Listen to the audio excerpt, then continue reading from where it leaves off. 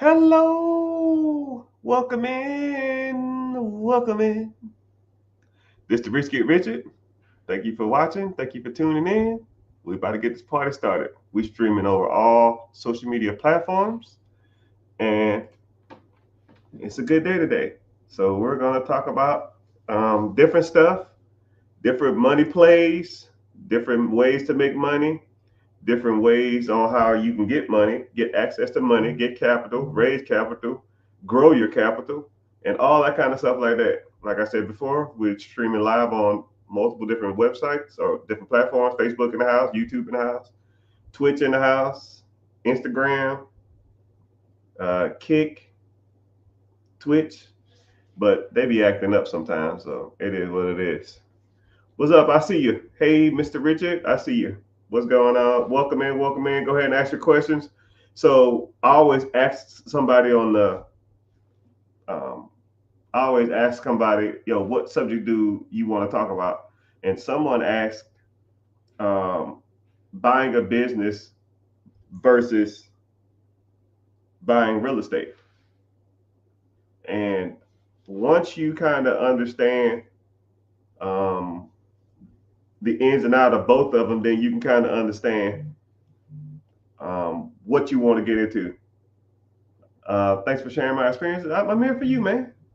But yeah, so let's go ahead and get started on that real quick. And then if y'all want to ask questions, the questions will come in, and I'll see if I can answer them.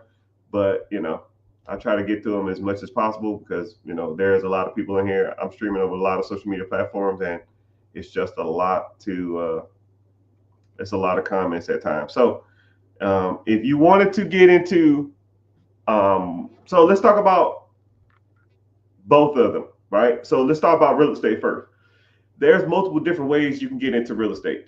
Um, so real estate, one, it's easier to get into. I feel it's kind of easier to get into, and there's multiple ways you can do it. You can do techniques called bird dogging. You can do a technique called wholesaling. You can do buy your primary home. You can do buy an investment property. You can buy a fix and flip, meaning you buy it, you flip it, you put money into it, force the appreciation, sell it to someone else. Wholesaling means you find a distressed property, you get it under contract, and you assign the contract to an investor. Bird dogging means you find properties for investors. Then you have syndication. Syndication is when you pull money together for other people, and then you go out and buy property. So if you got 50,000, you got 5,000, you got 20,000, you got 70,000, you got 100,000. You pull all those people money together, and you go out and buy property, and then that property is going to bring you in profits from the rent that it generates, and then however much money they put in, you divvy that money up, and then you take a fee on top. Hey, I'm a manager of this, and I want 5% or 3%, but you can get an acquisition fee, you get a fee for buying it, you get a disposition fee for selling it. You can put up your own money so you can get a portion of the profits, and then you get a management fee if you want to do it like that. So then you have total. I mean, and then you can do bandit signs. You can do uh, estate sales, lease options, um, tax deeds. I mean, there's multiple different ways you can get into real estate. So that's why, and I tell people too, if you want to get into real estate, almost just pick your poison, right? Pick something and master it. And once you kind of master that technique in real estate, then you could almost make a lot of money in it, and then you can kind of venture out and do other stuff if you want to do it that way.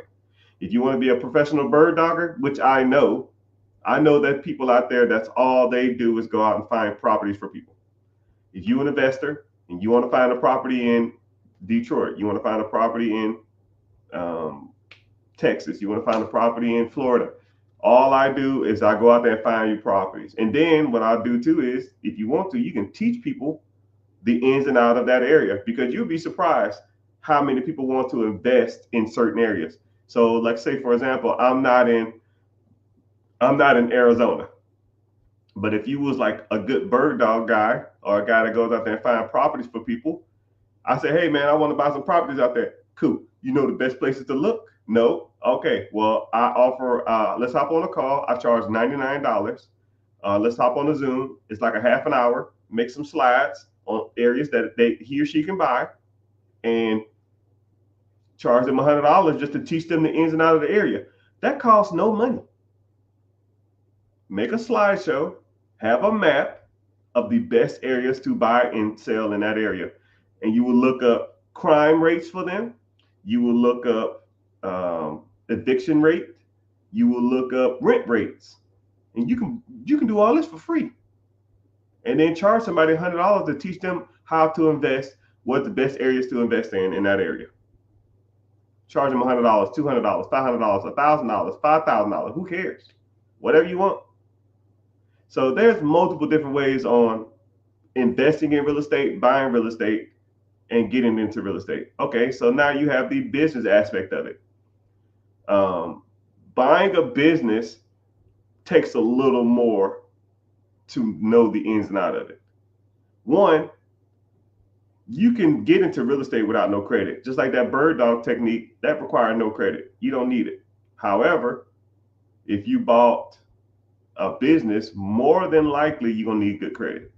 Okay, you're gonna need some type of credibility that you can pay back $100,000, $200,000, $500,000, $1 million business loan. Okay, then you will need to know how to read certain documents. So when you buy a business, there's documents that come with that business, and if you have no clue what you're looking at, you need to learn those type of things, right? P&L, year to date, tax return, and an assortment of things, right? So there's multiple different things you can look at before you buy a business, and then you need a down payment. You can get into real estate with little to no money down, but it's a little harder to get into a business with no money down. So, one, you need to figure out what kind of business you want. When you get into real estate, a house is just a house, four walls and a roof for the most part, and then location. With business, you got to say, okay, do I want a Dunkin' Donuts? Do I want a tire shop? Do I want a roofing company? Do I want a plumbing company? There's multiple different things that you have to want to factor in before you even start. Because there's some industries that I'll never touch, and there's some industries that are more easier to run than others, So, but once you get through all that stuff, the profit margins on businesses way exceed real estate. Like, I'll give you two examples. Let's say there's a house for $1 million. I'll say 500,000. Let's say there's a house for 500,000, and let's say there's a business for 500,000. You buy that house for 500,000, and you rent it out. Let's say that rent in that area for a $500,000 house is $3,000. Your property taxes, interest, and insurance, and all kind of stuff like that is probably $2,500. I'll say $2,300 just to make, I'll say $2,500 just to make this a little easier. $2,500 in payments. You make $3,000 a month in rent. That's $500 profit a month. Which $500 a month times 12 months, that's $6,000 a year. Yay, $6,000. Okay. Now I bought the same $500,000 business, and I'm looking for selling discretionary earnings or net to the owner of, we'll say, 200 grand. Right? You got that $500,000 business. You're gonna have to put 10% down. That's 50 grand. You buy it. It produces $200,000 to you. You pay yourself back the down payment. So 200 minus 50, you pay your down payment back. So now you're still making 150,000. Your payment on a business of $450,000 left is about $50,000 a year. So you still making $150,000 a year. So $100,000, $150,000 minus your 50, you're going to be profiting somewhere in the range of 95 to 105 a year. So I'll, round it to the middle and I'll say $100,000. So you buy a $500,000 house, you'll make $600 a year in profit. You buy a business, year one, you're going to be making about $100,000 a year. Year two, you don't have to pay back your down payment. You're going to be making about $150,000 a year. So people say, well, why would anybody buy real estate? Real estate has another factor in that I really didn't talk about, and that is appreciation. A $500,000 business 10 years from now is still going to be worth $500,000. A $500,000 house is probably going to be worth, in 10 years from now, going to be worth about $700,000. So now your property is going to be worth $200,000 more. So do you want equity and value and pay down, or do you just want cash flow that pays you, give you a check every month? Some people say, I'll take the $6,000 and I'll get the appreciation, I'll get the tax benefit. Some people say, I want the cash flow. Give me the $100,000 to $150,000 every year and I can quit my damn job, right? One property, you're not going to quit your job. One business, you don't have to work. So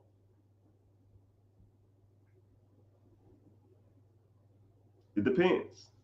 Now you can get into like 20 properties, then you don't have to work. But one business, you don't have to work. So a lot of people always weigh those pros and cons. I think that's just something that you need to decide. If you want to learn more about this process, I have a free webinar, a free training class called Be Your Own Boss. Click the link in the bio and come to the free class. It's Wednesday, 9 p.m. And then we weigh the pros and cons, right? And in our discussion class, we always talk about which one would you rather have, and I talk about the benefits of both, which I think you should have both. Because say if you did buy a business and you are making $100,000 to $150,000 a year and you only need $60,000 to live, now you have an excess of what, $80,000, $90,000 a year. Well, what you gonna do with that money? You need to start investing in other stuff. You can't just go out and ball out and live your best life. No, that ain't the game. The game is to get as much assets as fast as you can that produces you money. A lot of people I'll mentor or I'll talk to, they'll get a business and they're like, yo, man, I'm chilling. I'm like, no, you keep your foot on the gas. You keep going until you make so much money that it would almost be comical for you not to stop working. Right. And that's where I kind of was at.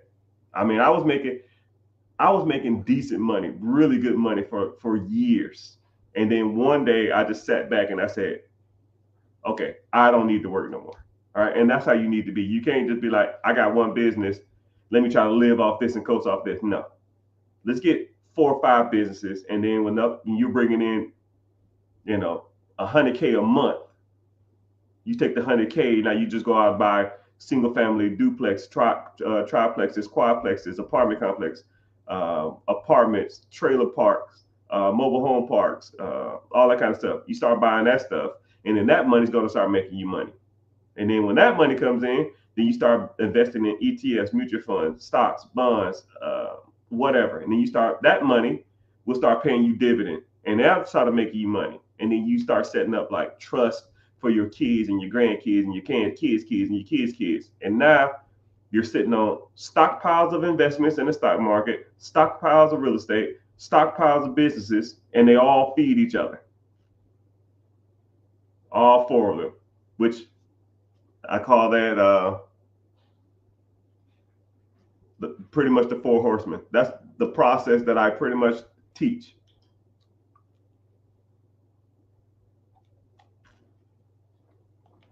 That's the process that I pretty much will die on a hill on for the rest of my life. It's pretty much been proven throughout time to work.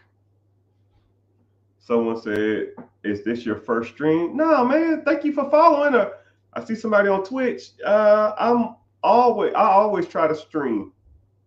I just come on here and talk for, an hour and some change, and then I'll get off. One thing about social media, I don't know if you ever really get into like hardcore streaming. Some streaming platforms don't like you to exceed 2 hours. It's almost like it's not good for the metric. I don't know. So I always try to do at least up to 2 hours. I probably won't do 2 hours today, but yeah. But that's a good question. Welcome in, Twitch. I don't see how people get so many followers on Twitch. I don't know how they do it. I guess they just stay live all day long. I don't know. I don't know how they do it. I got like 6 followers on there. It seems like everybody on there just want to talk about Kai and Speed or whoever the hell is on there. Someone said, "What's some good stocks to invest in?" So, my guy, you have multiple different options when it comes to individual stocks. You have obviously individual stocks. Then you have collection of stocks, which are mutual funds. And then you have ETFs. Then you have index funds. And then if you want to get into crypto and stuff like that, you can get into that too. But it all, there's tons of stocks that do good. I tell people who don't want, it's either you can sit back and try to watch it and see how it does, or you can just put your money into something and set it and forget it. If you want to set it and forget it, mutual funds, ETFs, and index funds is the way to go. If you do want to watch it, there's just search. I would do the top stocks in the S&P 500, the top, let me see, the top probably 20 stocks. You know that the top 10 stocks in the nation make up 40% of the stocks. I want you to understand that, what I'm saying. I'm going to say it again. The top 10 stocks in the nation makes up 40% of the holdings of the nation. Meaning, the Big 10 makes up 40% of the stock market. So if 40% of the stock market is 10 stocks, if these multi-millionaires and billionaires keep their money in it, if it's good for them, it's good for you. And a lot of people always say, "Yo, what should I invest in?" No, this ain't what I think. Don't overthink this. Don't make it emotional. Where's the money? Follow the money. If 40% of all the wealth in the stock market is in 10 stocks, put your money there. And since we got a lot of people in here, go ahead and start naming what 10 companies you think they're in. Okay? What are the top 10 stocks bought and sold that makes up 40% of all the stocks in America? What are the top 10 stocks in America that's being bought and sold in America today? Crack, crack, crack, crack, oh, da, da, da, da, da, oh. Baby, grind on me. Someone said Apple. Someone said Amazon. Someone said Microsoft. Someone said NVIDIA. Someone said Apple, Google, BlackRock.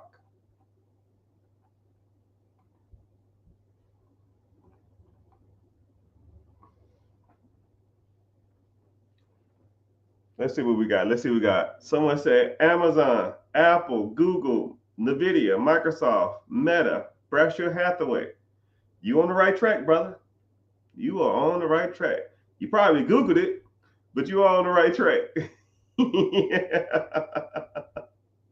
But the top, for those who just coming in, I see people popping in. So I see you on YouTube, Google, Apple, Facebook, and Amazon. So like I heard Amazon multiple times, I heard Apple multiple times, I heard Facebook multiple times, I heard NVIDIA multiple times, I heard Meta, Berkshire Hathaway multiple times. If y'all already know the answers to the test, y'all should be getting 100%. First of all, but I will start naming some of these off. So number 10 is a company called Bradcom. Yeah, Bradcom. Bradcom is, off the top of my head, I think it's a pharmaceutical company, but I'll look it up. I think it's a pharmaceutical company or a telecommunication company. I can tell you in 5 seconds. It's an IT company. Cool. IT. Bradshaw Hathaway. Sorry. Bradcom is a IT company. Number 9 is Alphabet. Alphabet C. Alphabet C. So for those who don't know, Alphabet is so big. Alphabet is Google. Alphabet is so big they break it up. So it's not really. So Google is so big they break it up into 3 different companies. You have Alphabet A, you have Alphabet C, B, and then Alphabet C. Meta is so big it's broken up to 2 companies too. It's called Meta A and Meta B. Bradshaw Hathaway is so big they broke it up into 2 companies, Bradshaw Hathaway A and Bradshaw Hathaway B. And I'll break that down for you for those who don't know. So Google is so big they break it up into 3 different companies, and they call it Alphabet. Alphabet A, B, and C. Alphabet A is search engine optimization. So that means that when you go and search up restaurant near me, or Chinese place near me, or clothing store near me, when that company is at the top of the list, because when you go Google something or search something, the first 5 companies are the only ones you're going to even pay attention to. Like if I Google Chinese restaurant near me, it's pretty much the first 3 to 5 that I see. Okay? And the same thing can be said with anything else that you Google. So to be on the top 3 or the top 5, people pay to be there. People pay a lot of money to be there. So for you to rank on Google, you generally have to pay the price. That is considered income for Google. That whole model, Google search optimization, is its own company. Okay? So when you search something on Google, it's its own company. That's how much money that shit makes. And it makes a lot. So that is Alphabet A. Alphabet B, it's research and development. It doesn't even take a profit. It doesn't even make money. They take money from A and C to fund B. Alphabet C is ad spend. So YouTube, it's its own thing. So when people run ads on YouTube or people watch YouTube and they pay, all these big YouTubers all this money, that it's its own company. That is Alphabet or Google C. So when we're talking about the top 10 companies in the world, Alphabet or Google is on there twice. It ranks 6th, 1, 8, 2, 3, 4, 5. It's ranked 6th and 9th. Because if Google was one company, it would blow all that shit out of the water. That lets you know how big Google is. So when people tell me, yo man, what should you invest in? If a company is so big that it's 6th and 9th on the biggest companies on the world, and they had to break it up because it was so big and making so much money, then you might want to look at it, right? And Google ain't going nowhere. YouTube and Baby Shark ain't going nowhere. Googling something, it's almost an adjective. It is an adjective. it's damn near a verb. Google it. Google me. That's how big it is. It ain't going nowhere. No time soon, at least. So what I want you to understand when I say this is Google is 9th. Next is Bradshaw Hathaway. B. Remember, A and B. A, research and development. B is the everything that they do, insurance and all that kind of stuff. They do insurance and train. They have a train company and stuff like that too, but I'm not gonna get into it. Number 7, Tesla. Number 7 on the biggest companies in the world. Tesla, this is how big Tesla is. Tesla wasn't even on the top 500 list about 5 years ago. Now it's 7. It's crazy how that works. Now it's 7. All right. Next one is number 6, Google or Alphabet A. Right. We already talked about that. I kind of broke that down. Facebook or Meta is 5. Facebook, Meta, A, which is ads. They run ads on Facebook and they sell your information to whoever they want to sell it to. That's how they make their money. And then Meta B is research and development, trying to figure out how to, get more money out of people. Number 4 is Amazon, which we all know that. Number 3 is Microsoft, Windows, Excel, Microsoft Word, all of that. And number 2 on the list of the top 10 companies in America that makes up 40% of all the stock market is a company that no one really talks about, and y'all really need to get on the ball. Yeah, I've been hitting the gym. Yeah, I lost a lot of weight. I'm down like 30, 40 pounds or something. I'm down a lot. Thanks for noticing that. It's a company called NVIDIA. Now, I try not to push people to certain stocks. I try not to tell people what to do with their money, right? In detail, right? I kind of give you the information and you go ahead and do whatever you want. But NVIDIA is the hottest thing since sliced bread. Now, I'm not going to tell you to go out and invest your money in the stock market, because don't come to me and say, Mr. Rich told me to buy this and I lost my money. But I put it like this. NVIDIA makes microchips and processors for majority of all the computers in the world. When you move your mouse around and your computer comes on, look at the load screen. It's something on there that says NVIDIA. They make processors for video games. They make processors for computers. They run the world Fortnite, Minecraft, Roblox, Grand Theft Auto. Now think about this. The processors that they use in these open world games, it's run through NVIDIA. Someone said 70% of all employees of NVIDIA who started out with them originally are multimillionaires. This stuff is not going anywhere. You've never even heard of this company. And it's number 2 on the list of biggest companies in America. Number 2, never even heard of it. It's everywhere. It's in your cell phone. It's in your computer, right? Like Apple sells the phones. Dell sells the computers. The computer chips that goes in all of that stuff is ran by this company. It's NVIDIA. Just throwing it out there. I'm not saying, I'll put it like this.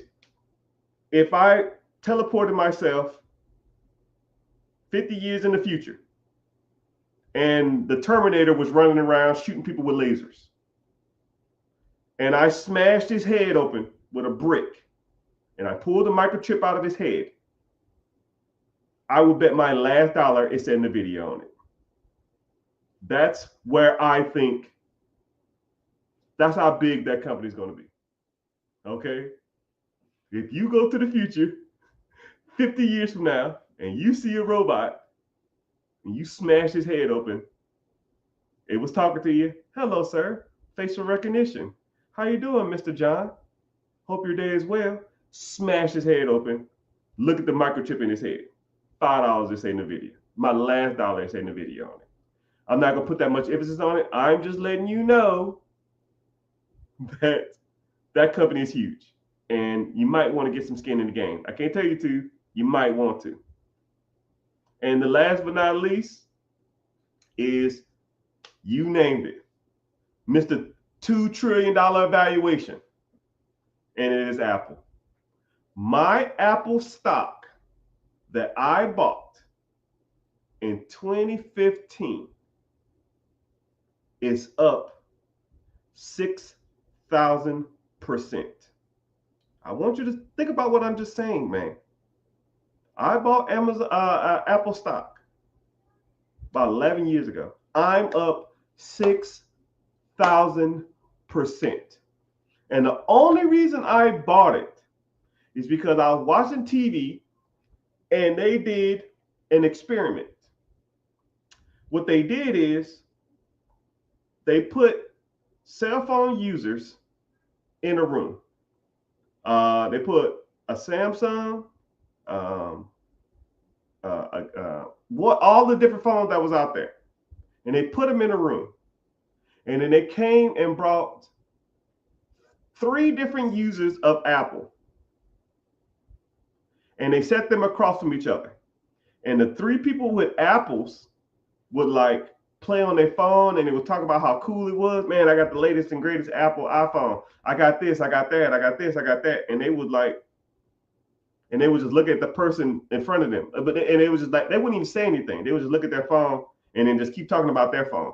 And the person who didn't have an iPhone was so subconscious or insecure about their phone, they literally put it up. They didn't want their phone to be out. They didn't want their phone to be seen in front of other people. When a market or an ideal of something, an inferior product, can hypnotize people to think that that product is the best thing in the world, they're not going anywhere. Just like when I said earlier that my computer was acting up, and someone said, get an Apple. People are brainwashed when it comes to this product. It's almost the equivalent of Jordans. Almost, right? People love the ideal of Michael Jordan so much that they will wear Jordans for the rest of their damn life. They will wait in line. I've seen people waiting in line to buy Jordans who are 50 years old. You are a grown adult waiting in line to buy a pair of shoes for a person who does not give a shit about you, supporting them, and you will never meet them. But the idea behind the latest, the greatest, the first ones to have something, is a metric that you cannot judge. And if people are willing to do that, people are willing to wait on the street for days to get a product, I'm with it. You know, you own the phone, I own the stock. You own the shoe, I own the stock. You own the car, Tesla, I own the stock. And you think that you are cooler for owning the product. I think I'm cooler for owning the stock. And I'm not trying to belittle you, and I'm not trying to make fun of you, and I'm not trying to, hate. It's just the reality of the situation. 5 years from now, them Jordans ain't gonna be worth crap. 5 years from now, your Tesla is gonna be depreciated. 5 years from now, you probably won't even have that same iPhone. 5 years from now, my Tesla stock then doubled, my Apple stock then doubled, and my Nike stock then doubled. Now, who winning now? Now you just gotta go back and buy more product. You gotta go back out there and buy a new Tesla. You gotta go back out there and buy a new phone. You gotta go back out there and buy some new Jordans. And you know what I do? Makes me more money. And then I'll buy me a new house. Thanks. It's your money. Shit. But it is what it is. So, wow, there's a lot of people on here. So, let's get to some preguntas, questions. Rapid fire, man. Just shoot the questions away. I see you, Instagram. I see you, Facebook. I see you, YouTube. I see you, TikTok. So whatever questions y'all got, let's get to them. Someone said assets over liabilities. Always. Always. Like, I try not to buy depreciating assets. I try not to, but I'm almost to the point where I've done so well in my life that I can almost start to like do things that I've always ostracized for years. Right? I hated car payments. I hate cars in general. You really don't need them, right? You need them, but you don't need to be like the latest and greatest. I need a 2025, 26, 27. Get you a little 10-year-old indestructible box made in Japan, and that thing will get you everywhere for the rest of your life.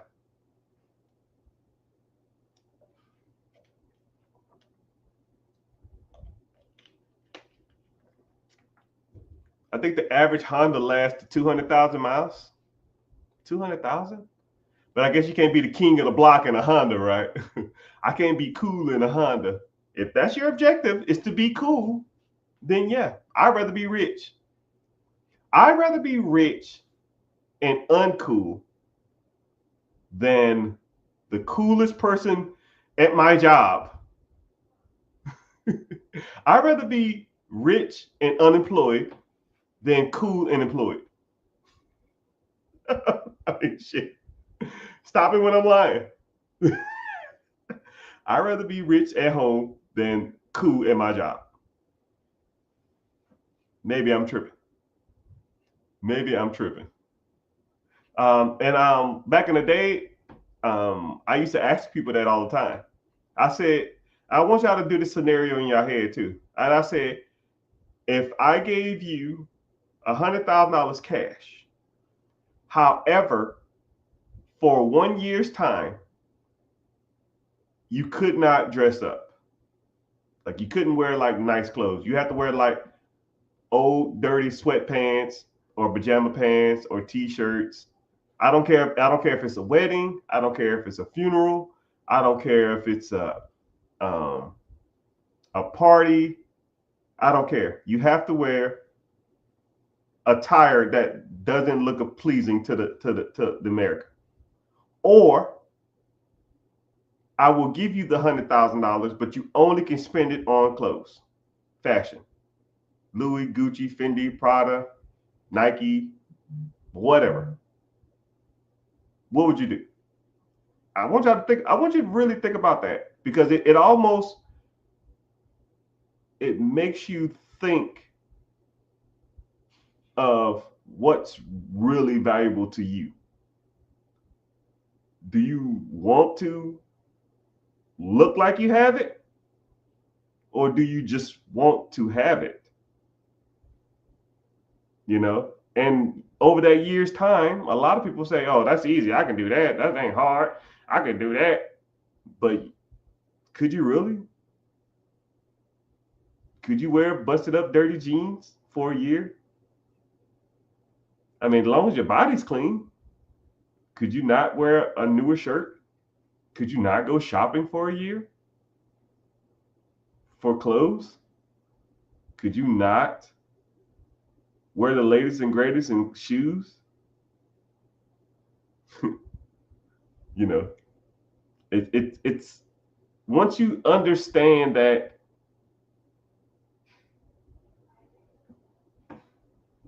there is power in presentation, but there's just as much power in the having the money and not being able to show it. You'll meet a lot of rich people. If you started like really getting into this money thing, you'll meet a lot of wealthy and rich people, and none of them will show their wealth. And a lot of times when I meet people and I see, oh, you got a, Hermes belt, you got the Gucci on, you got the Louis, you got the Dolce and Gabbana. As soon as I see them, I already know. Unless they have unless they're bringing in some serious dough,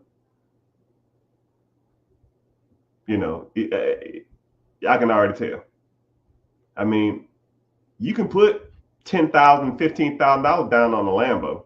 You can put $15,000, $20,000 down. Hell, you can put $5,000 down on a Rolls Royce and make $3,000 payments. You can't fake that stuff. I mean, you can fake that stuff. But when you go to people's houses with Lambos and they live in regular houses, or they have an Escalade, or they have a G-Wagon and they have regular houses, you know where the money's going.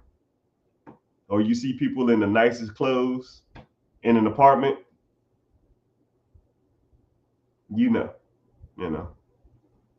I always tell people, if I could turn your house upside down, if I turn everything in your house upside down and put it in one big pile in your driveway, and if everything in that pile is more money than what you have in your bank account, you are messing up in life.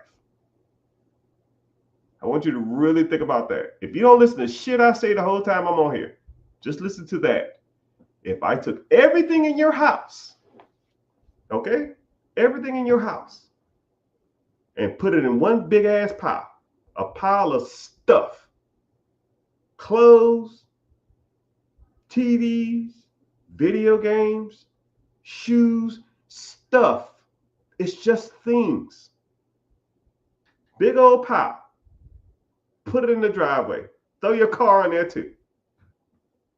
A big old pile of stuff. If I add up all that stuff that's in that driveway, and I say, show me your bank account. If it's more, if that value of that crap in that damn pile is more than what you got in your bank account, you are seriously messing up in life, people. Right? And I'm not trying to belittle you, and I'm not trying to make fun of you. I'm not trying to ostracize or criticize you. You are messing up in life. Your life revolves around consumption. You're just buying shit that gives you really no true value, and you're just collecting stuff to essentially or inevitably one day be piled in the middle of the damn driveway and give you no value. Now, this is where it gets good too. Let's say you did add up all that stuff. Let's say you took your couch, your TV, your radio, your shoes, your clothes, your purses, your watches, all of that shit, right? And you went and added it up in the driveway, right? Let's put it at $50,000. Could you sell all of that shit right now for $50,000? Could you sell your TV for $50,000? Let's say your TV, you bought it for $500. Could you sell your TV right now for $500? I'll wait. Those Michael Jordans you wait fucking 3 hours in line for, you paid $400 for it. Could you probably sell them for $400?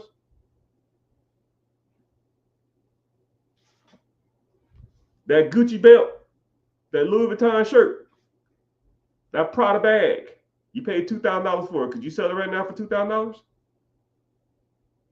You don't have to answer. We all know the answer. That couch from Ashley's Furniture that you spent $4,000 on, could you go sell it right now for $4,000? I'm listening. There's only a handful of things that you can buy that's a consumer product and it'd be worth what you paid for it. It's a handful. Your computer monitor. Fuck, the cell phone you're probably watching this on. You probably paid $1,000 for it. You couldn't get $600 from a crackhead right now for that shit.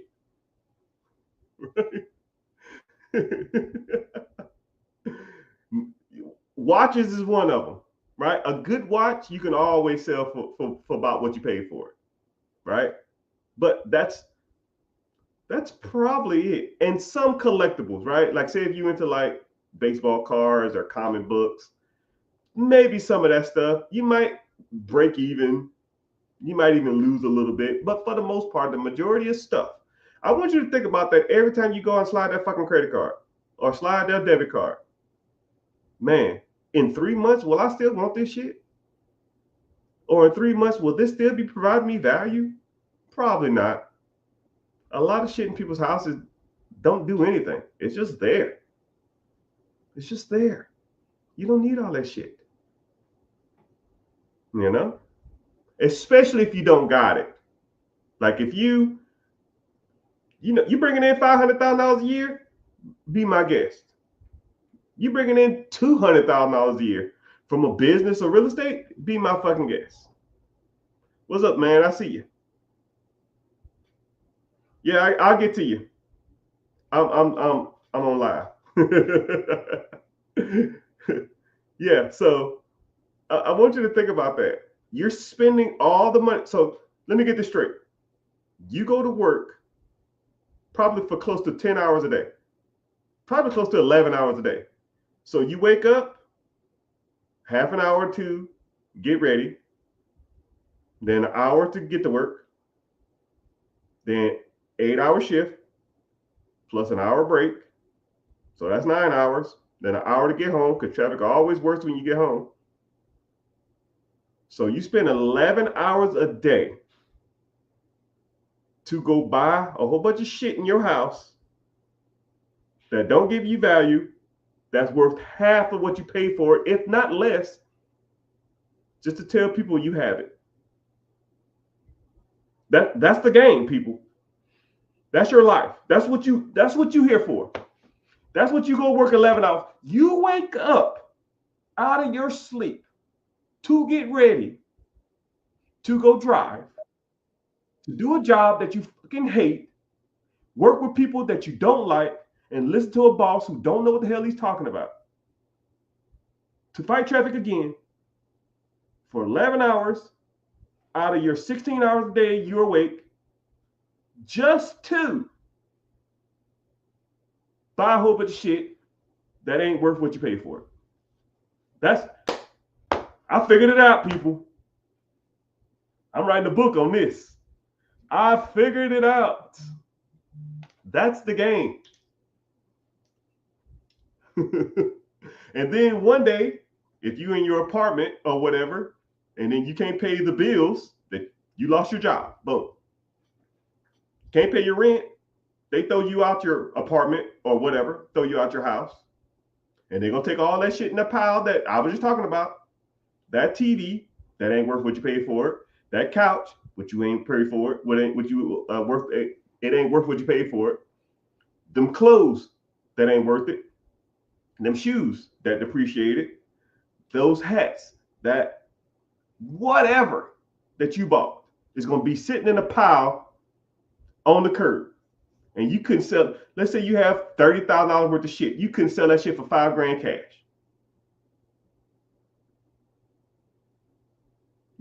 I could come to your house right now. Let's say you say, yo, man, how much would you sell everything in your house for? Well, I paid about $30,000 for it. Cool, I'll give you $3,000 now. It's probably worth about 90% of what you paid for, about 10% of what you paid for it. Right? But let's say you start buying some real assets. Say you took your check and you bought a house. You paid $50,000 for the house. How much that house gonna be worth in 5 years from now?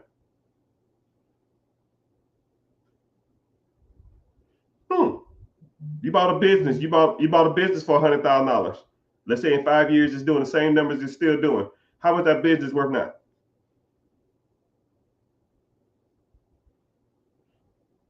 I just named the top 10 stocks: Apple, Nvidia, Microsoft, Amazon, Facebook, Alphabet C, Tesla, Berkshire Hathaway, Broadcom. You bought any one of those stocks. Those top 10 stocks make up 40% of the stock market. You bought any of those stocks. 5 years from now, what are they worth? I bet damn sure it ain't gonna be 90% of what you paid for it.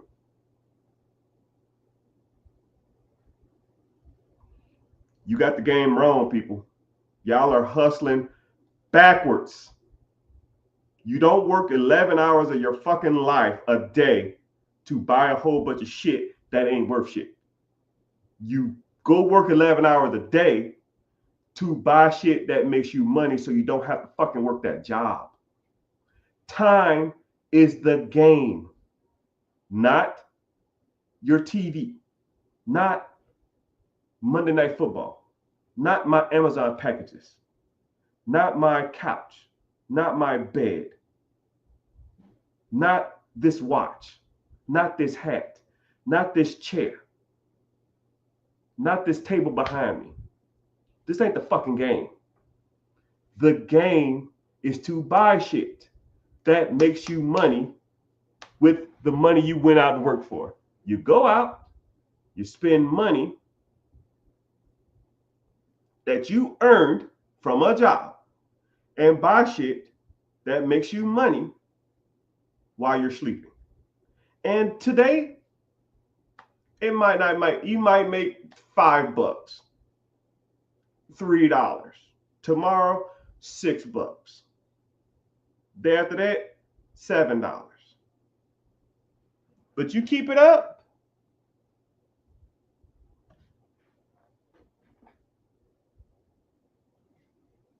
You keep it up. You bought $100 stock in those companies. It might make you $2 today. It might make you $4 tomorrow. It might make you $6 the day after that. And it might just keep on a little by little. But you'll look back. You bought one house here. You bought a little small business here. You bought some stocks here. And one day you'll look back and you're like, damn, I remember when I was making $4 a day on this damn stock. I remember I was making $3 for a week on this one stock. I remember my rental property was making me $400 a month. Then I just kept buying more property. I remember when I bought my first business, it was making me $3,000 a month. I saved that money because now I understand that buying junk ain't it. So I saved that money. I saved the money coming in from the stocks. I saved the money coming in from the business. I saved the money coming in from real estate, and I bought more real estate. I bought more businesses and bigger businesses, and then I bought more investments. And then one day you'll just look back on it and you're like, damn, my Apple stock made 7,000%.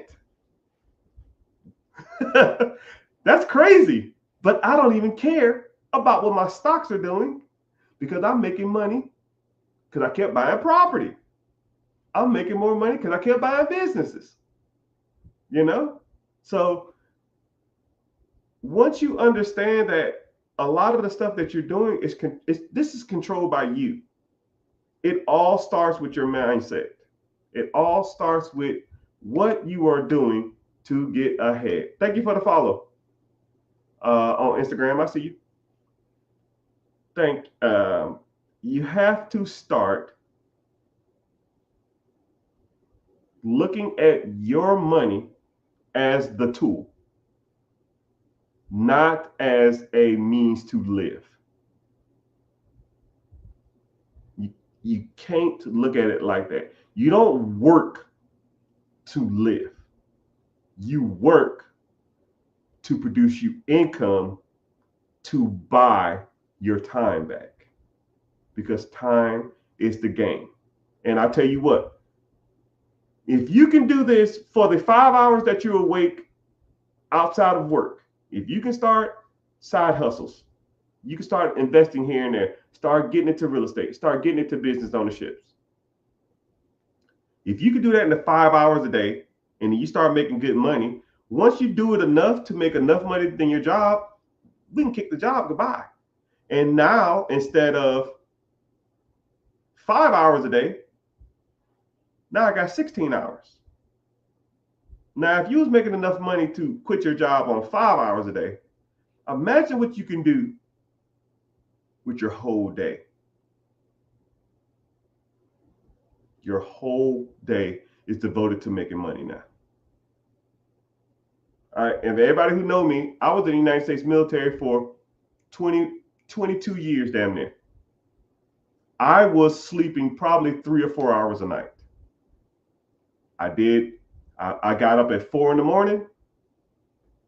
I would go and drive an hour to get to work, do my 9 hours, sometimes 12 hours. I'll drive an hour back home.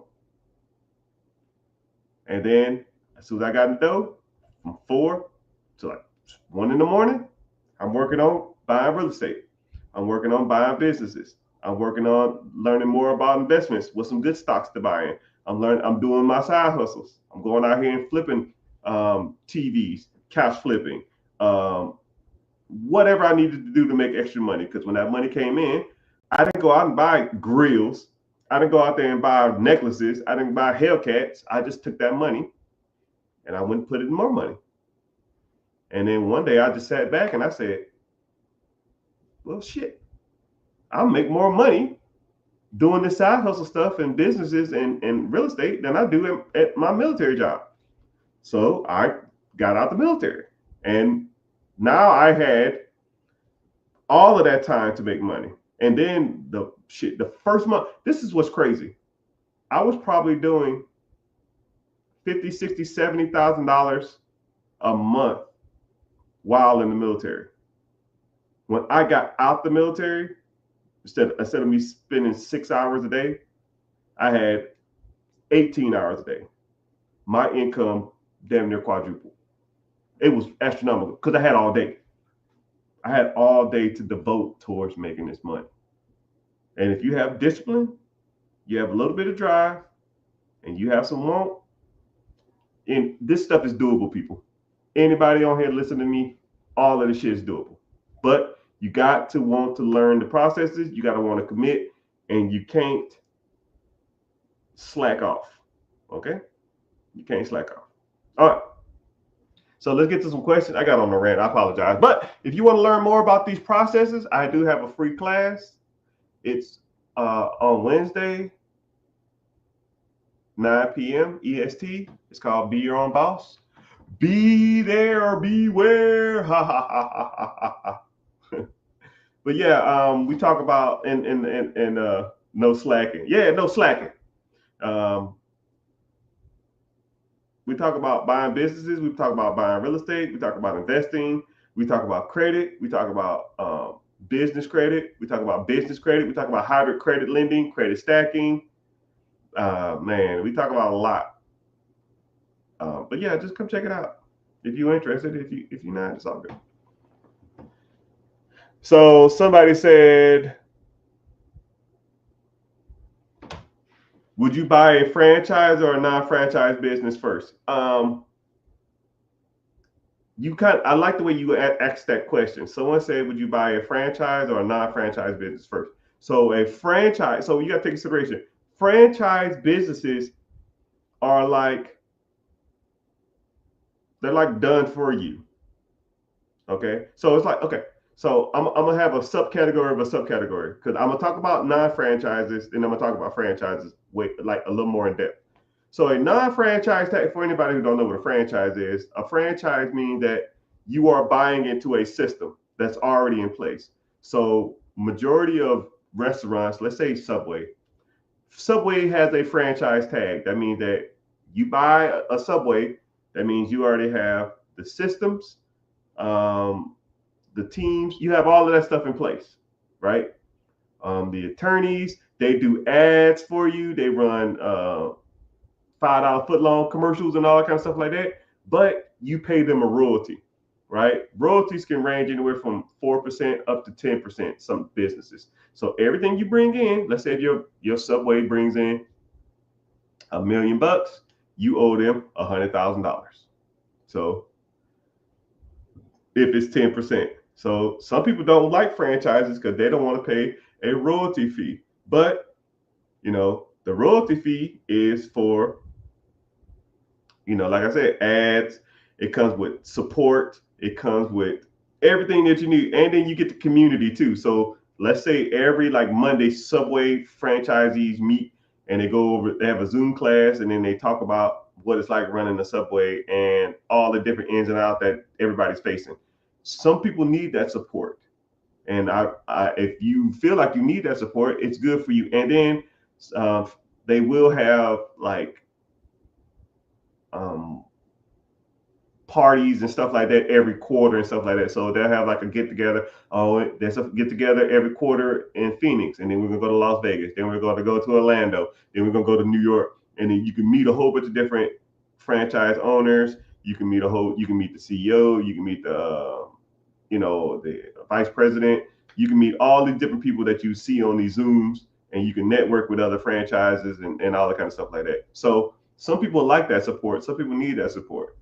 And it really just depends on what you want to do. Some people don't want to pay the $100,000 or 10% or 5% or 4%, whatever it is, royalty fee.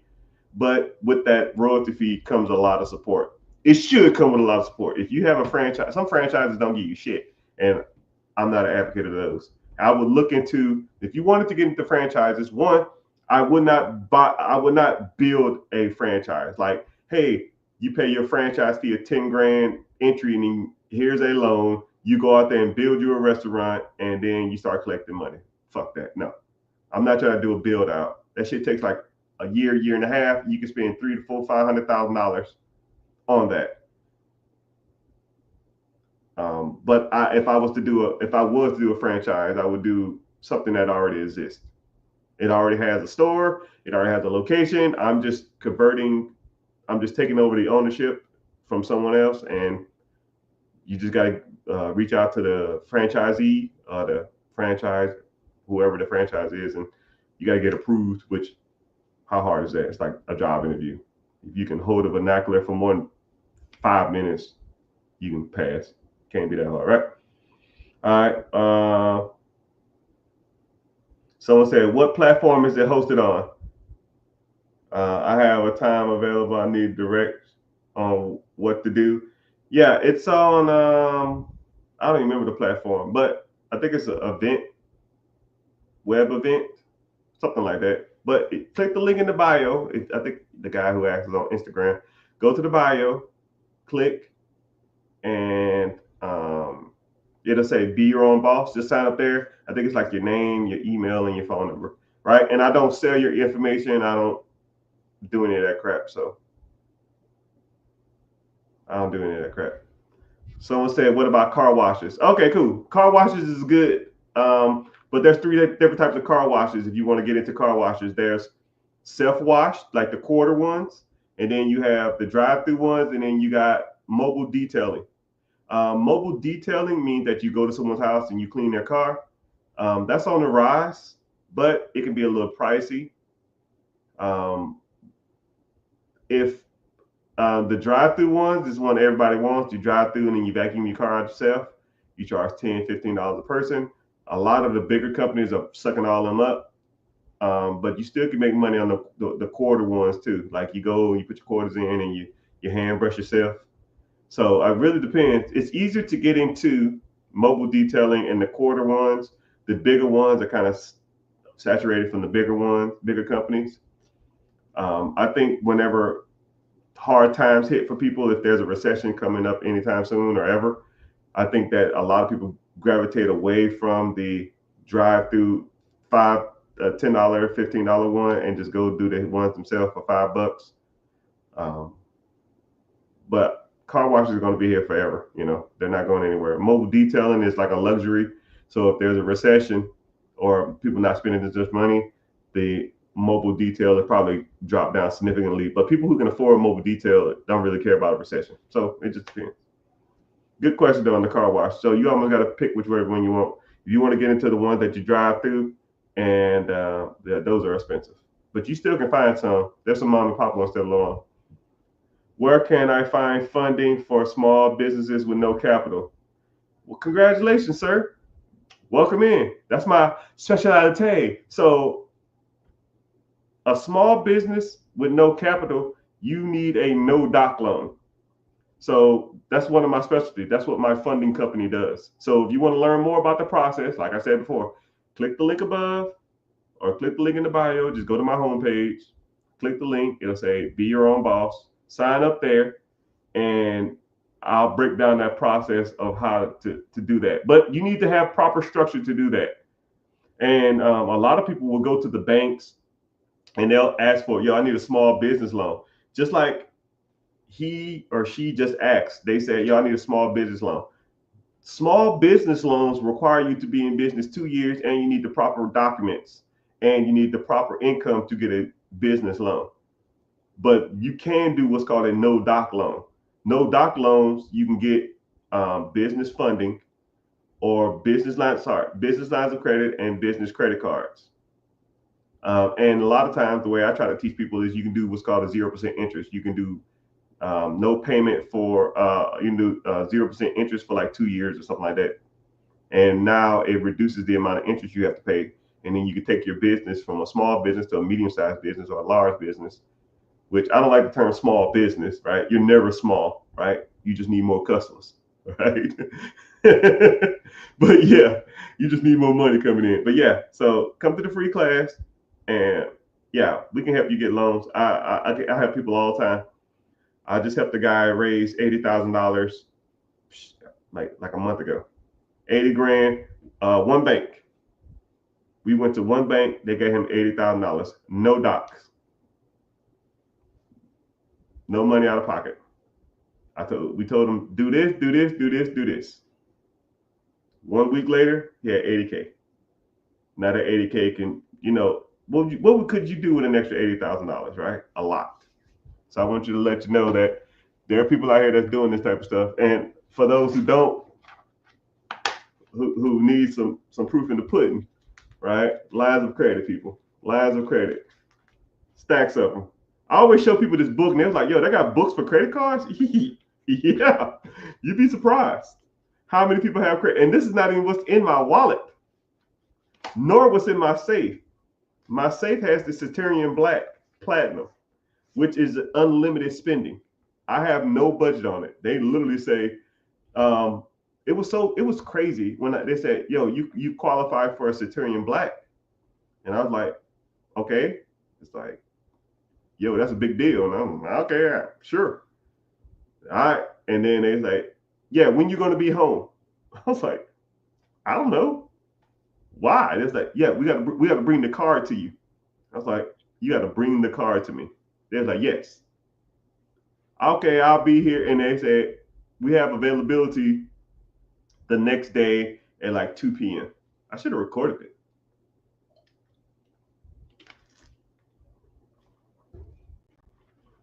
It was so crazy. It said, we will bring you your card at 2 p.m.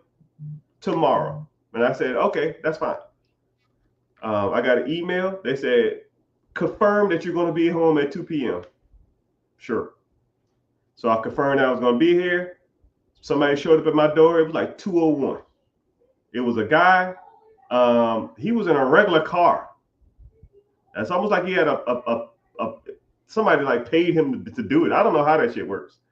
So he brought me the box. I had to sign for it. And then, or he told me to put it on the ground. He had to take a picture of it, and then I signed for it, and then I went into the house. Before I opened the box, so this had to be like 2:05, 2:06. I got an email stating, "Did you receive the box yet?" And I was like, "Wow, this is nuts. Did I receive the box yet?" Yes.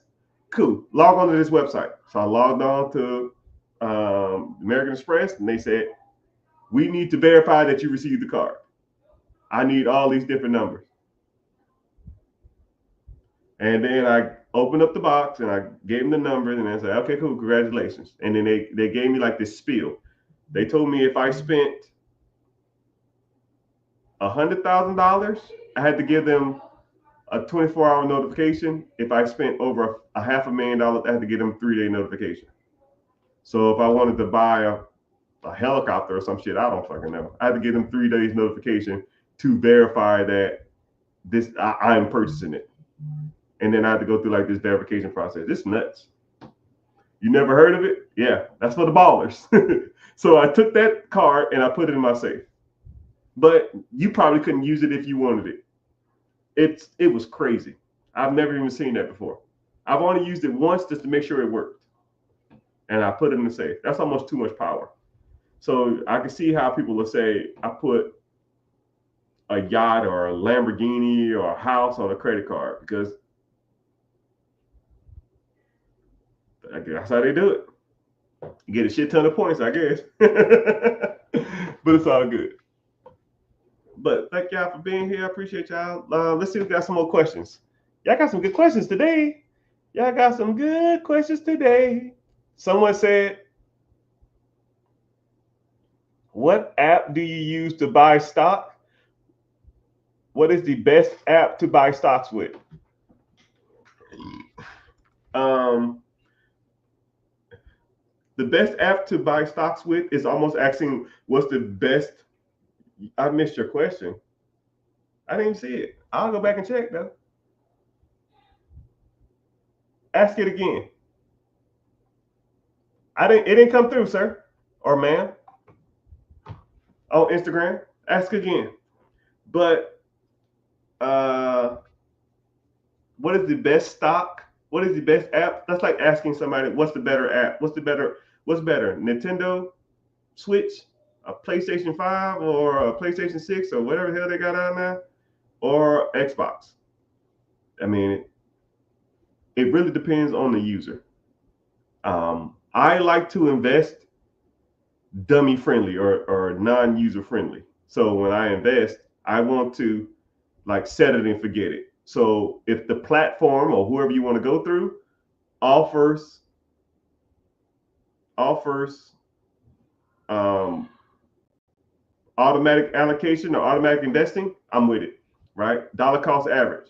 I want to be able to go in there and say, hey, I want to buy $50, $100, $200, $500 of Apple. I want to do it every month. I want to do it on the second. And I want to reinvest my dividend or reinvest my interest or reinvest. Set it, boom, go, right? But there's multiple different platforms. There's tons of different platforms. You probably, there's tons of them. So the means of getting to what you want is irrelevant. Just do it. Almost like Nike, right? It's almost like, I don't care how you get to work. I don't care if you drive a Lambo or you take a bike or you walk. Just get to work. Right? A lot of people get caught up with the medium between their goals, right? The metric in which you use to get to your goal is irrelevant. Just get to your goals,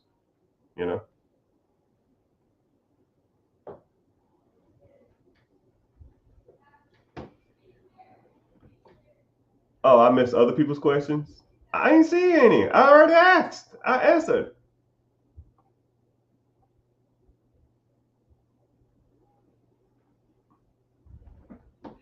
I just want to rock you all night long. Is the class on TikTok? No. Click the link in the bio. If you're on TikTok, click the link or click my profile. Go to my profile homepage, click the link, and then join. It's called Be Your Own Boss. And then click there and then go from there.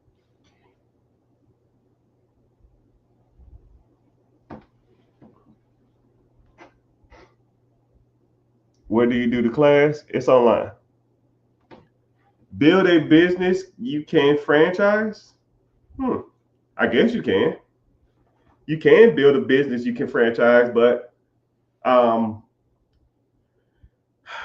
that's a great question / statement, but I'm gonna put you on some game. Yes, I'm gonna try to give you a great example of something. I don't fucking know. Let's say if I wanted to start I'm trying to think of something that's not out.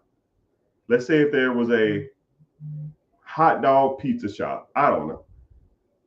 And I wanted to make the #1 hot dog pizza place in America. And then I wanted to sell, call it Frank Zilla's or something. I don't know. Frank Eats Us. Frank Pizzas. I don't know. Frank Pizzas. Okay. I came up with Frank Pizzas. And I want to start this business and I want to make it a franchise, right? I have to not only start a business and build it out myself, then I gotta proof the concept. I gotta do the marketing, do all the research, and it might take me 5-10 years before I even get all that crap done. So I'm 10 years down the road. I started this from scratch, and then I'm finally getting some traction. Then I probably can do all that. I probably can start selling franchises to people, and then I got to go out and pretty much create my own job doing that. I mean, it sounds like a good play, and you probably can make a lot of money doing it.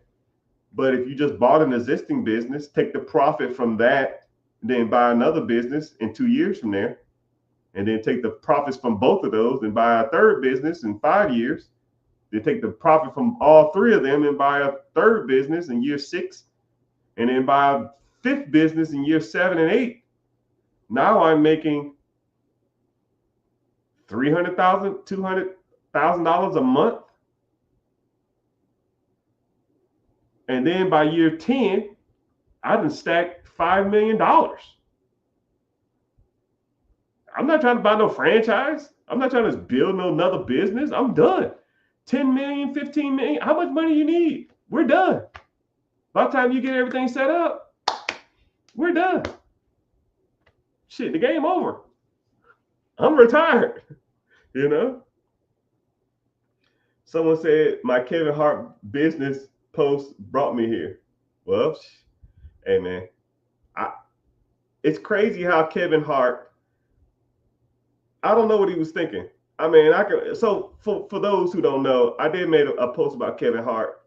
I need to quit talking about celebrities. Well, I might need to start talking about celebrities more, because it seems like every time I talk about celebrities doing dumb stuff with their money, it seems like I get a lot of traction. I'm gonna just be a person that call out celebrities, and I guess I'll be indirectly a celebrity, you know.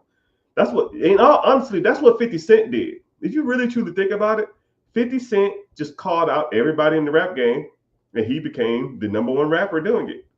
Right? It's crazy how that works. I might just need to start calling out people on their money,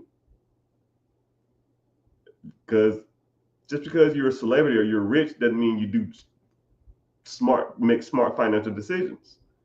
So Kevin Hart started a vegan, plant-based food chain. I don't know how many stores he had. I think he had like 8 different stores in California. But 2 years later, it crashed. He could have talked to me. He could have paid me $500 and talked to me for 5 minutes, and he'd have pitched his idea, and I'd have said, yo, bro, that's the dumbest thing I've ever heard in my life. One, you don't have a proof of concept, meaning you don't even know if people want the shit. How the hell are you going to sell somebody something that they don't even want?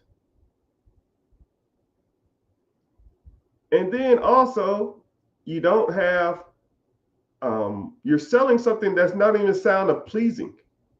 And then you probably got to overpay for it.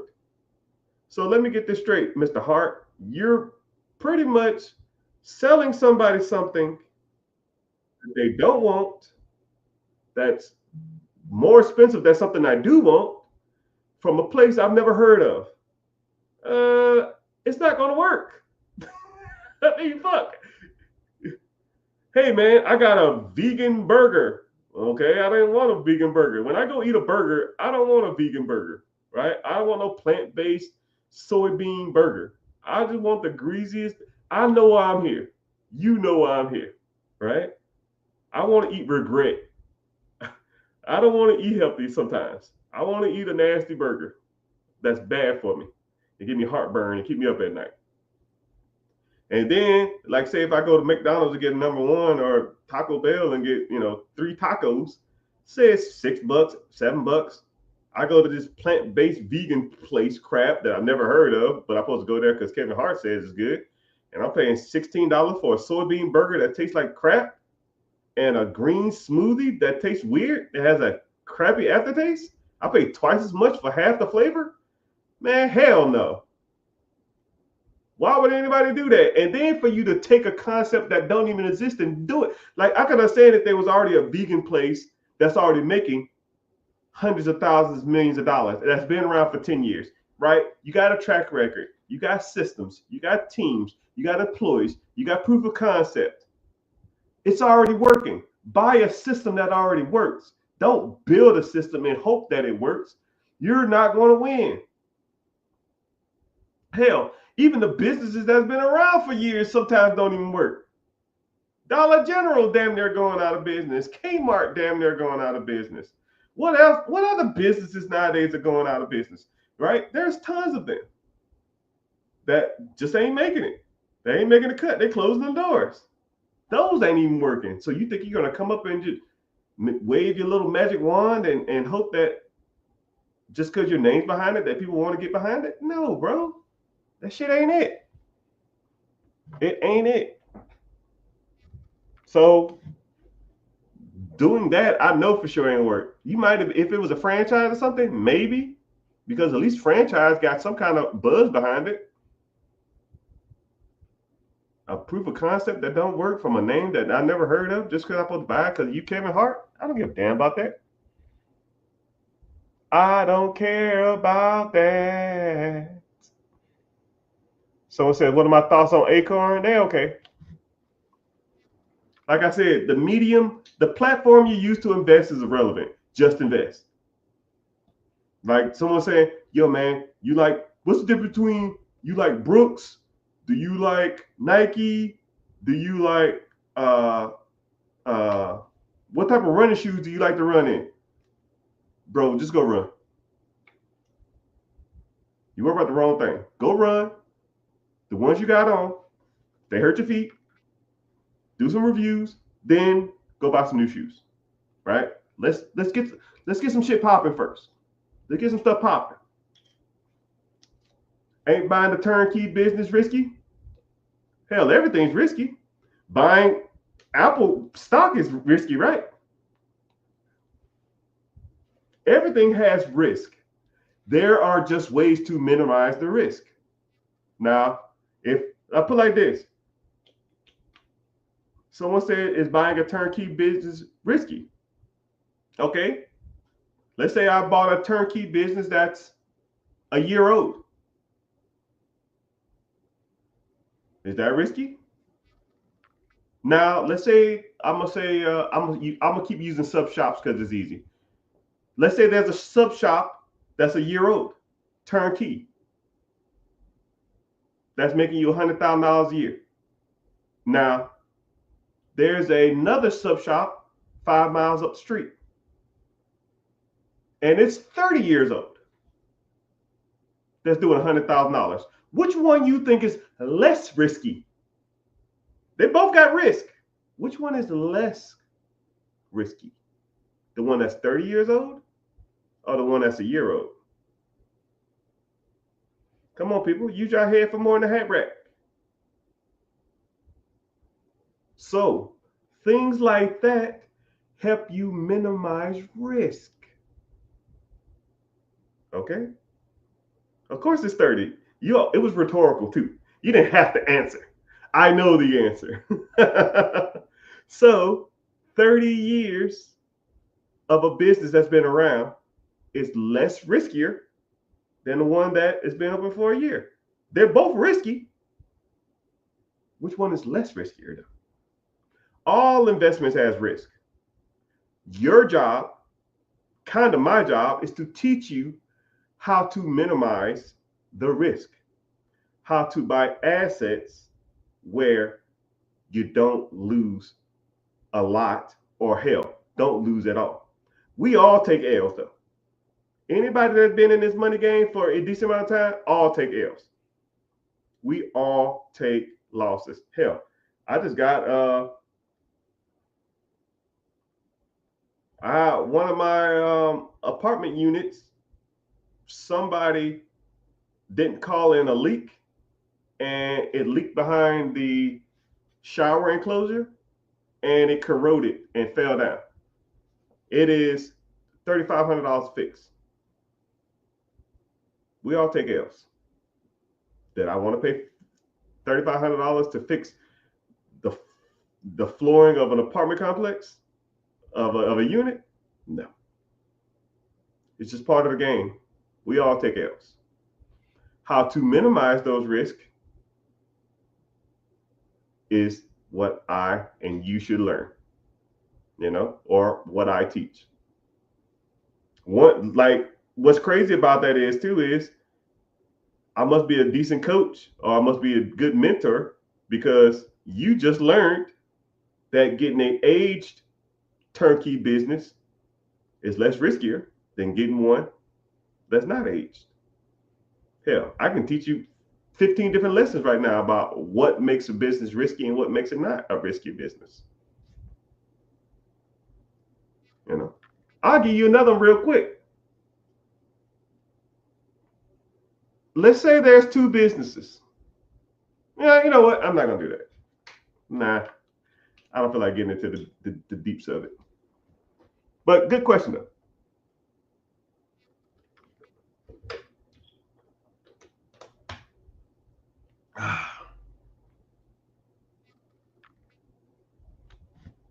Someone says, how do you prioritize investments and business opportunities? Do you have equal importance. One is comfortability. Okay.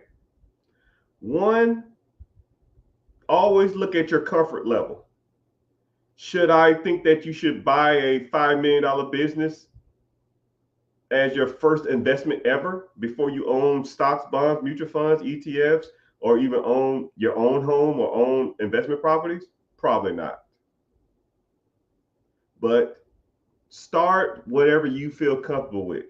If you feel comfortable doing $50 a month in an ETF or mutual fund or stocks or bonds or 401k or IRA or TSP,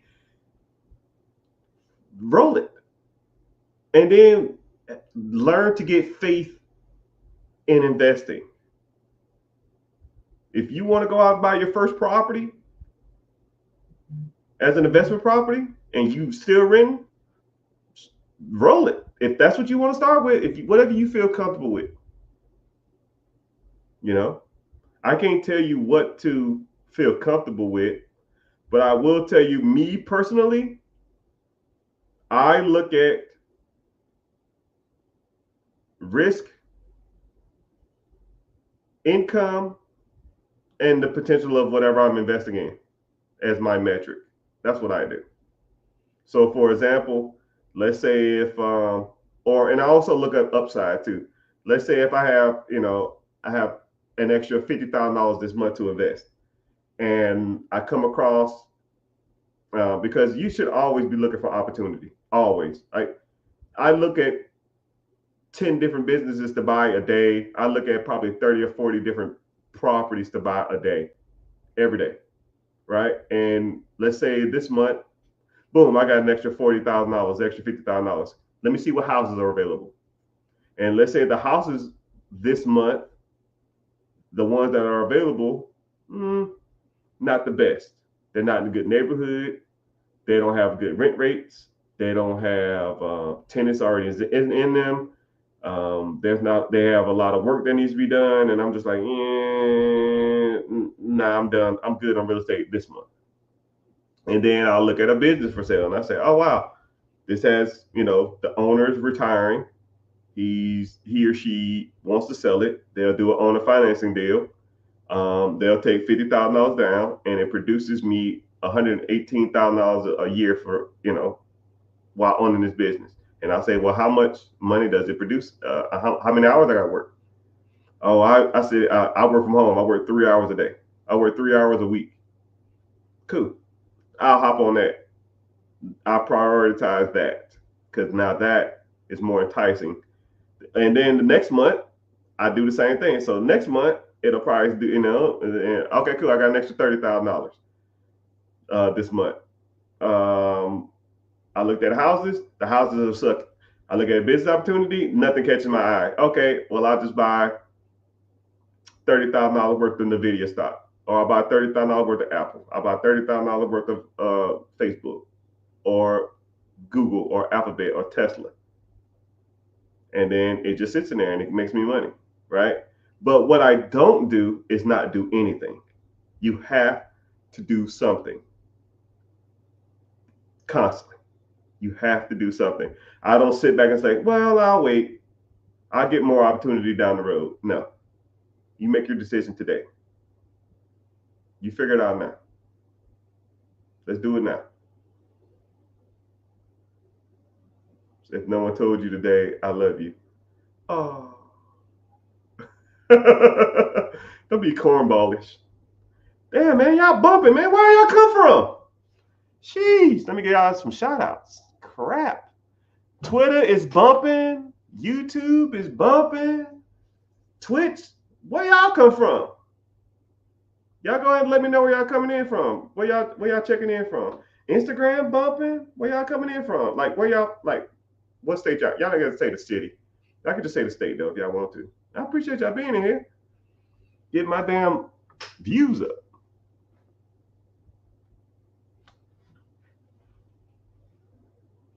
Someone say, how do you have time to run so many different businesses if you also running education business? When I can. Dallas in the house, I see you. Solar roof cleaner. I don't know what that is. Appreciate it though. Philly in the house. Philly is a good place for real estate and businesses. I think lived in, if I had, if I had to move anywhere to start investing, if someone said, "Hey, Mr. Rich, I'm gonna start you from scratch, $0, and you can move. I'll move you anywhere in the world, but you got to make it work in like 6 months." I personally think Philadelphia would be. It would be on the short list.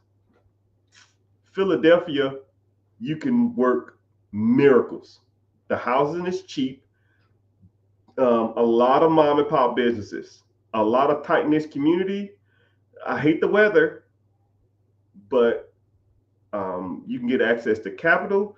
You're close to multiple major cities, multiple major states, and even if you want to do, even if you didn't want to do business in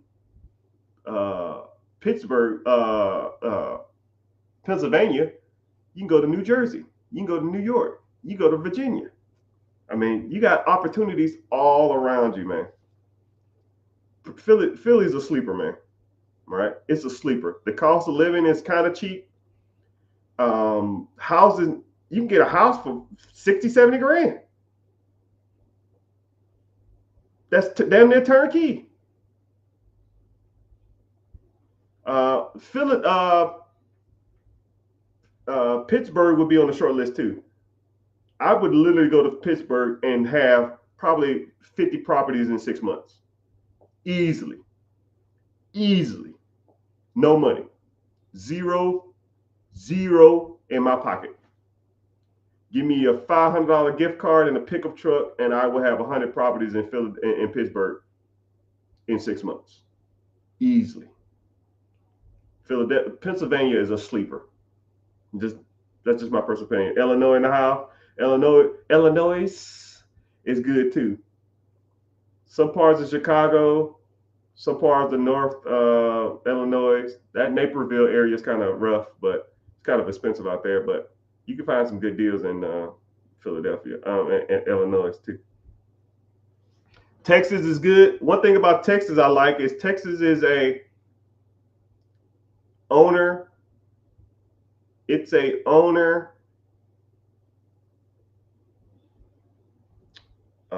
finance first friendly state, meaning that in Texas, if you have a homestead in Texas and you live in Texas, you can owner finance negotiate with properties on market. It's one of the only states you can do that with.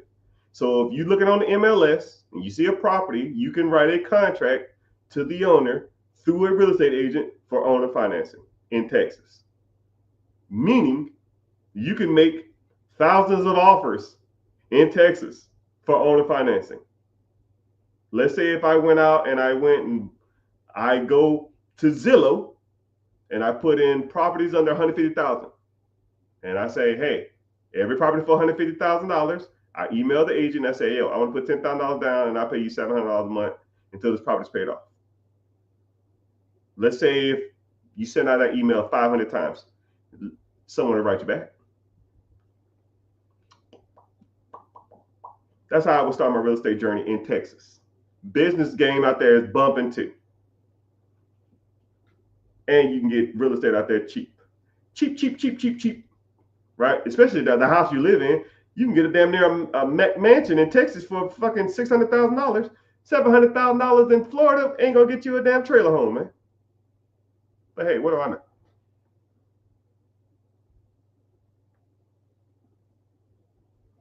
I wanna rock it. I just wanna rock you. Do I think cash will go away? No. Probably not. And if it do, it won't be in my lifetime or your lifetime. I sat back and thought about this for a while. Yeah, I don't think cash will ever go away. And if it do, it'll phase out over years. Only reason they have cash is to, it would have to be something that's worldwide accepted. So that's one thing about it. One thing about the system, that there's no way I can give you money without,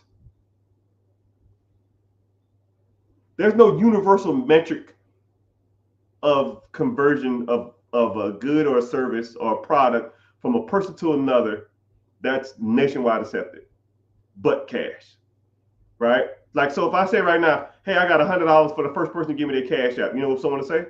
I don't have cash app. What about someone, first person to give me their Zales? I give you $100. Someone say, I ain't got Zales. You see where I'm going with this? There's no universal payment method that's accepted. So if there's no universal payment method, until they have one, then cash ain't going nowhere, because cash is the universal metric of payment, right? I've been places where they don't even take cards and they only take cash. I mean, some things are more accepted than card than anything else. You know what I mean? If someone went up to you and tried to rob you, they're not gonna say, "Give me your debit card." They're gonna say, "Give me your cash." It's just the way it is, you know, because it's worldwide accepted. What's happening, brother?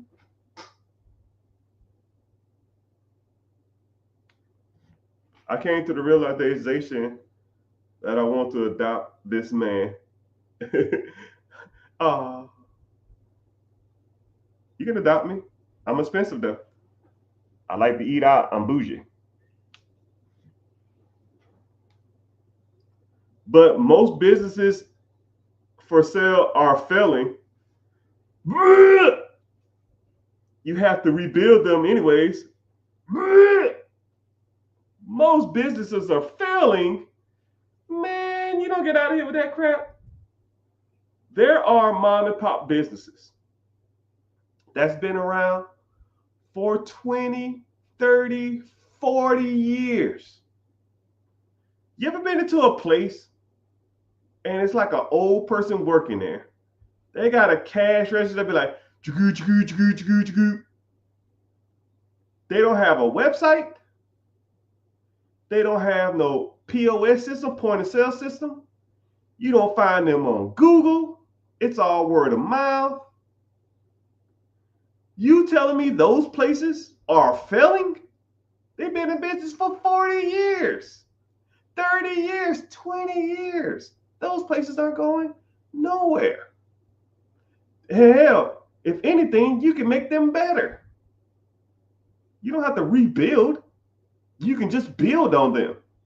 You can add modern cash register system. You can add debit cards systems, a point of sale system. You can add them to Google to make them recognizable on Google. You can add websites. You can take online orders. That's not a rebuild. That's a value add, my brother. That's a value add, my brother. Would Chick-fil-A be a good franchise to own? Well, first of all, you don't own shit. You're just a glorified manager of Chick-fil-A. So this is what they do. Chick-fil-A you put down $5,000, and then they'll interview you, and then you got to meet their Christian values and shit like that. And what they'll do is they'll go to like Wyoming or something like that, and they'll build a Chick-fil-A. And they'll say, okay, we have 20 Chick-fil-A's available this year. Everybody in this room, all 20 of y'all qualify, you can be the manager of our store, right? And we do what's called a profit share. Whatever the store brings in, you get a cut. So like say if the store brings in $1 million, you get 20% of sales or some shit like that. So you make $200,000. You're buying into the business, but they own the store. They own the location. They put up all the money. You're just managing their process. And then if you was to pass away or to die, you can't give that shit to your kids. It goes and they sell it to someone else. They give it to someone else to manage. And then what's crazy about that too is that you can't own anything else while doing it. So let's say you're bringing in $200,000, $300,000 a year, and you want to go out and open up another restaurant, or you want to go out and start a roofing company. You want to go out there and buy a franchise lawn care business. Wrong. Not under Chick-fil-A's umbrella. Your whole livelihood revolves around Chick-fil-A. If you want to do something outside of Chick-fil-A, you go do it by yourself. They're going to fire your ass, and they'll bring someone else into the system. But some people will be content making $100,000, $200,000, $300,000 a year, and be a slave to that system. You're in there working open to close every day, 6 days a week. But that ain't the game, people. Remember, the game is time. You want to buy your time back. If you're making $300,000 a year, but you're working 16 hours of shifts, what's the point? I would rather make $100,000 owning my own business that I work 3 hours a week than making $300,000 working 16-hour days. Right, people? Time is the game. Understand that, and that should be your goal. And Chick-fil-A, you don't own shit. You're a slave to that business. You can't do shit else, and you're just making a wage. You're just a glorified supervisor. So, to Chick-fil-A, no, thank you. What could I do if I had $100 to start the day making money? $100. Free cycling. Free cycling is free, people. Free cycling. I would start free cycling.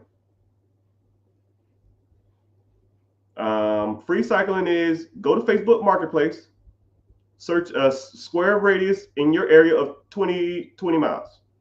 Search the word free. Anything that you feel like you can sell to somebody else, go get it. Go pick it up. Go clean it up. Take better pictures. Put it right back on Facebook for $100 plus a $50 fee to deliver. Now, a lot of people are like, man, that shit don't work. Bullshit.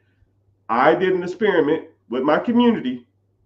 I made $800 in 2 days.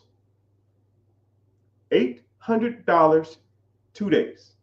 I got a 75-inch 3D TV, a washer and dryer. What else did I get? Not a treadmill. And it was one other thing. I don't remember. Washer and dryer, I got for free. I sold that for $200 plus $50 shipping. I sold the TV for $300. Actually, I put $400 on there. We agreed on, I did $400 plus $50 delivery. They agreed on $300 plus delivery. But $300 free dollars for a TV that I possessed for a day that I got for somebody for free? Come on, dog. I don't remember the other the treadmill. I think I got like $100 plus $20 delivery or something. I don't remember. I made about $800 in 3 days. I started it on a Friday. I was done by Sunday afternoon. Technically, it wasn't even 3 days, right? I started Friday night at like 11 p.m. Sunday, I had $800 in my pocket, and I went out to dinner with the fam and spent $800 on the meal, just to prove a point, to show you that this can be done. You know? Someone said, what are your thoughts? What do you think about gas stations?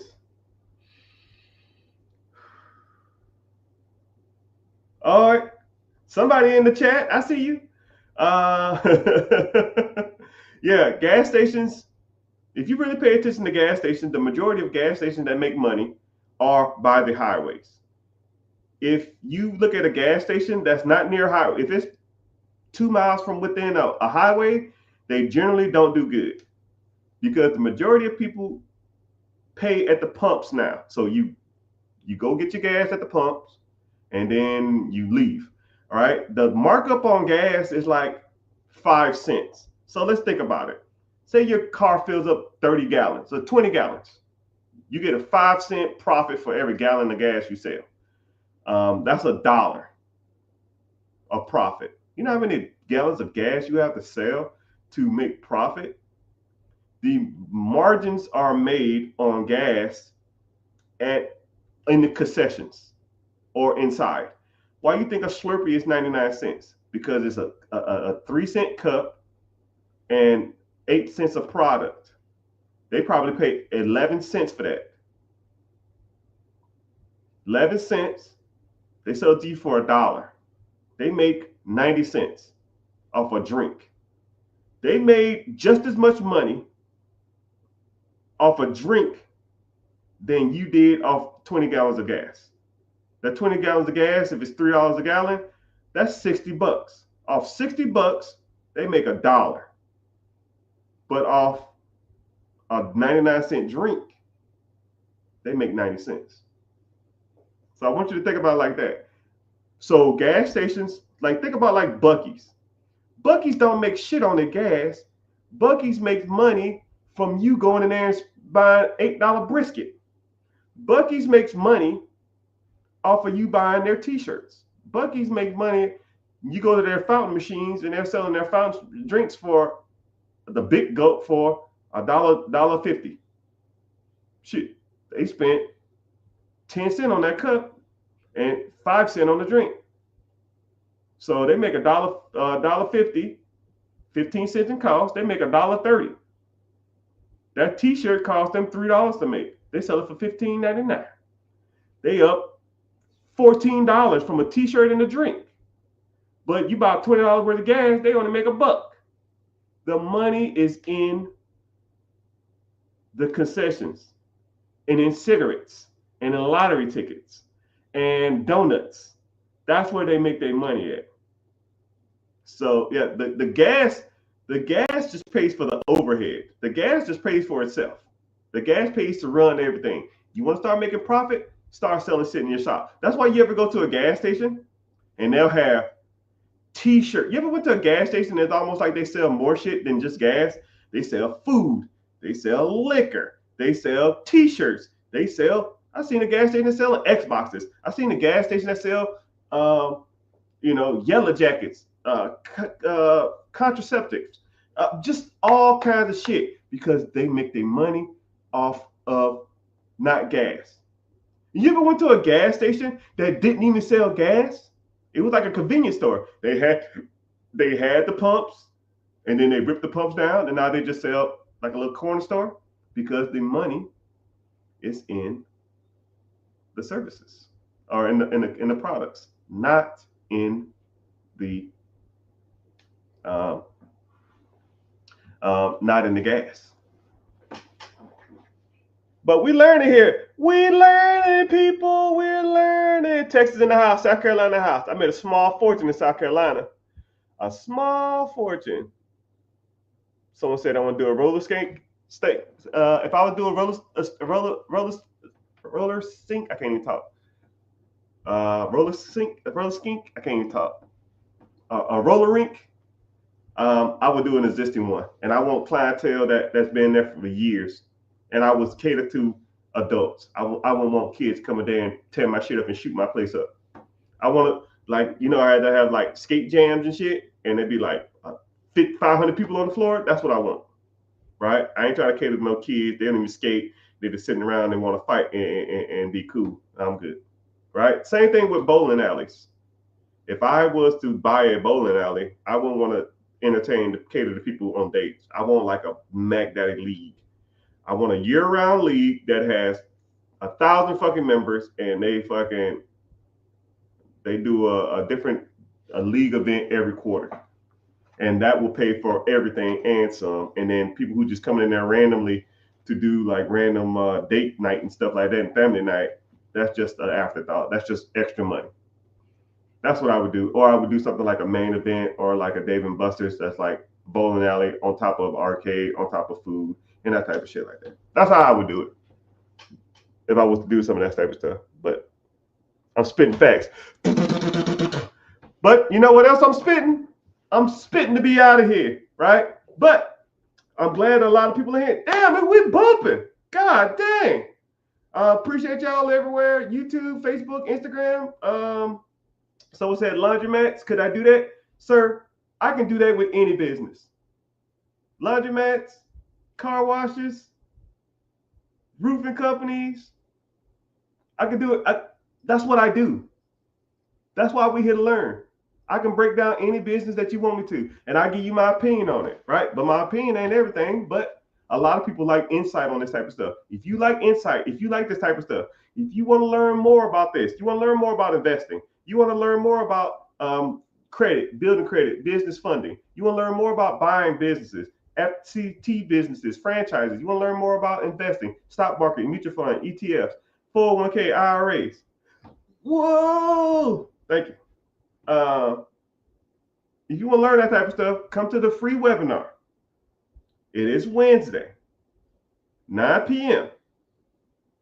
EST.